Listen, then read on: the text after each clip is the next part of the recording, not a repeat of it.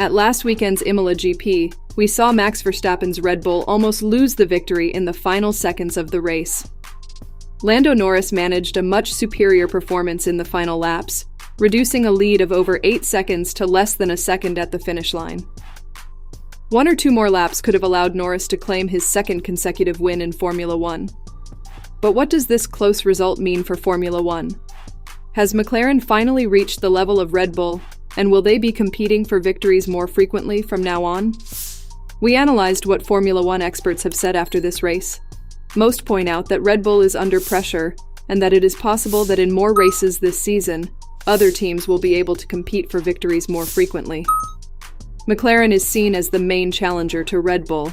However, there is a consensus that Norris and Piastri's team is still not on the same level as Verstappen's Red Bull, lacking 1 or 2 tenths of a second per lap to really compete for victories consistently.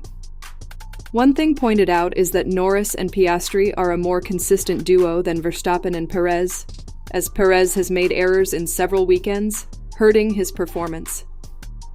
In Imola, we saw Pérez go off track again, suffer damage to his car, and finish almost a minute behind Verstappen, unable to even surpass the Mercedes cars, which are not in their best phase, ending up only in 8th place. On the other hand, Norris finished 2nd and Piastri 4th, meaning that in this race, the McLaren drivers scored more points for the Constructors' Championship than the Red Bull drivers. This could become concerning over the season, as Red Bull might struggle to hold on to the championship if Pérez continues to make mistakes. Speaking of concerns, Ferrari, instead of improving with their new update, seems to have lost ground to McLaren, staying far from the battle for victories and benefiting from Piastri's penalty to secure a podium position in their home GP.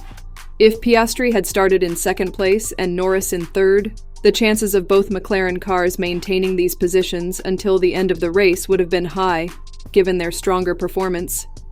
Of course, this circuit favored McLaren cars slightly more than Ferrari's due to its characteristics, but it still seems that McLaren has taken better advantage of various circuits that would normally not suit their cars.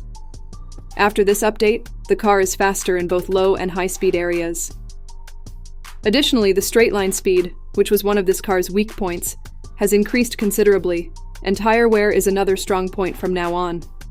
Even with these advances, we cannot deny that Verstappen still makes the difference, managing to hold off Norris in the final laps, even with his car struggling with tires. Red Bull was pushed to the limit in Imola, and Verstappen finished the race breathless, something we hadn't seen in a long time. For those who didn't believe we could have battles for victories before the regulation changes in 2026, it seems this possibility exists, and at least 2 more teams can get closer to Red Bull this year, focusing mainly on next season. This is very good for us fans, who haven't seen a real battle in Formula One for almost 3 years. So, tell me in the comments, are you excited about McLaren closing the gap to Red Bull after this latest update? Do you think Lando Norris can challenge Verstappen a few more times this year in 2024?